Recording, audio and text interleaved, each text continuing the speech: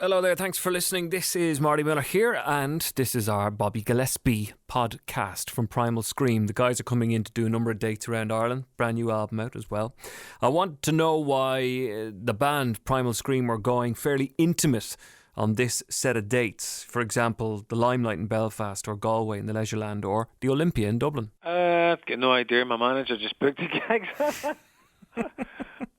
Well, that's fair enough. You want to go and play in Ireland? I was like, yeah, cool. Okay. When do we go? Right, yeah. Well, you're coming in October. Did you know that? Yeah, I know that much. Yeah.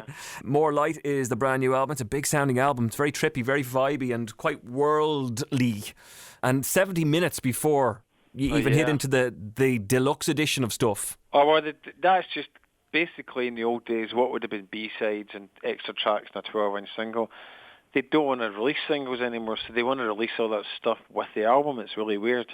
But is this not... It's just a lot of shit, if you ask me. Yeah, but down the line, though, are you not kind of doing yourself out of, now it's bonus material releases? Well, I don't really think anybody... You know, like, for instance, on that bonus disc, you've got a track called Nothing Is Real, Nothing Is Unreal. Now, that almost was on the album, but we decided not to put it in the album, so...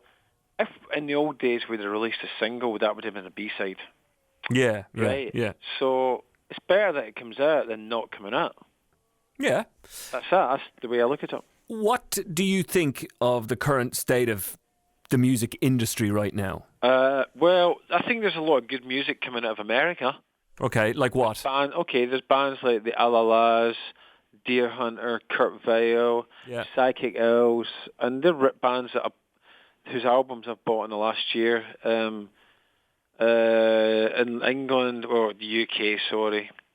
Laura Marlin, Once I Was an Eagle, I think that's a great record. But I mean, the music industry, I don't understand it. I understand it less now than I ever did, and I never really understood it that well before. But you're 30 years, you're almost 30 years in it. But I'm an artist, honestly, man. I'm not into business shit.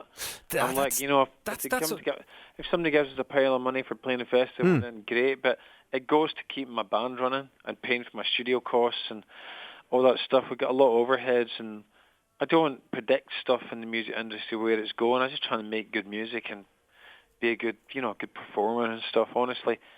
I mean, I know people sell a lot less amounts of albums and stuff than he did, so it's a bit weird, but what can you do?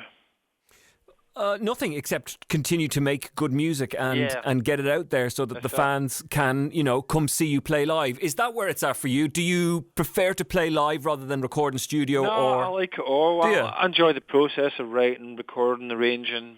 I love all that stuff.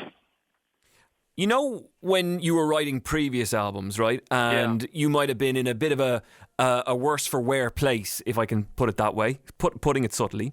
When you're writing now, writing as a sober bloke, do you find it more difficult, or does stuff just still flow? It's easier. No, it's easier. Why?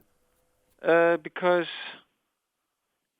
24 hours a day, my senses are sharp and clear and clean, and they're not battered. Yeah. And I don't have depression, and I don't have I was really, like there's just the side effects of taking drugs and drink that really destroy your self-awareness and your self belief and stuff, and I think that it takes its toll on you creatively. I think initially when you're younger and you're taking speed and stuff to keep going, and you can basically, you've got a lot of energy when you're a young person, and you I think initially stuff kind of works in a way that it doesn't work later on when you're older. I think you get less and less return from this stuff, to the point that the return is can be demonic. It's good. I think I'm all for people taking drugs and trying to get creative on them, because they can be a shortcut to you creative genius. Well, you can reach parts of yourself that and they can be used creatively, but it's a dangerous thing. Fair enough. I think that it's like I'm not against it, but I think that it's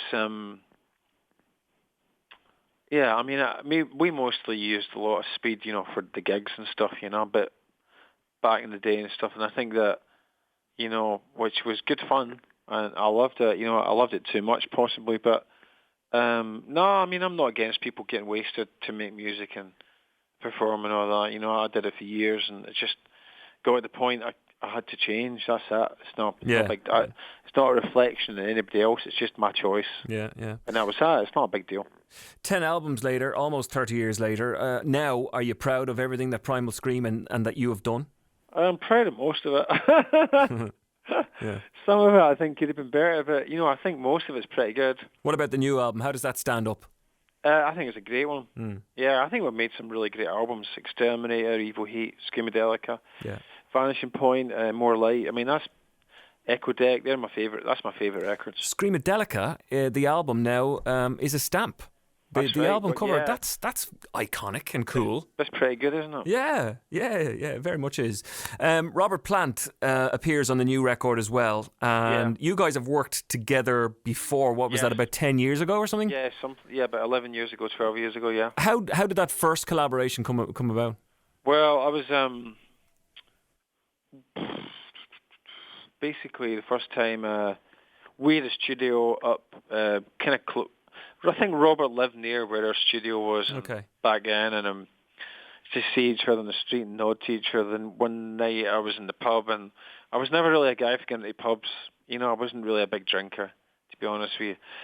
And some of the guys in the band were, and we're doing a session, and I was in the pub, and Robert was there, and I think I said, "Hey, Robert, I had a couple of drinks, and I think I said, would you like to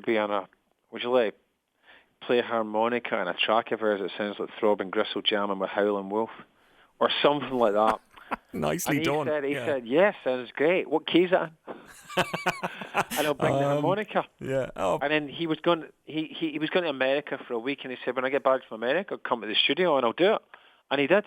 Fantastic. If you don't ask, you do not get, right? Well, yeah, well, exactly. But I think he liked our band. That's the thing. Yeah, well, of course he will. He wasn't going to just do it for any Tom, Dick, or Harry, was he? I don't think so. Listen, 3 dates in Ireland: Belfast, in Galway, and Dublin's Olympia, the 27th. Cork as well. Oh, where I didn't see the Cork date. Is there a Cork one? House. Oh, brilliant. Okay, and tell me, at the show, what are we going to get? A bit of everything.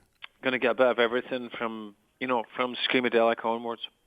Excellent. From Screamadelica, bits of Vanishing Point, bits of Give It But Don't Give Up, Exterminator, and then the new album, and Country Girl, all the hits, plus all the sort of psychedelic underground freak out stuff. It's basically a high energy psychedelic rock and roll show.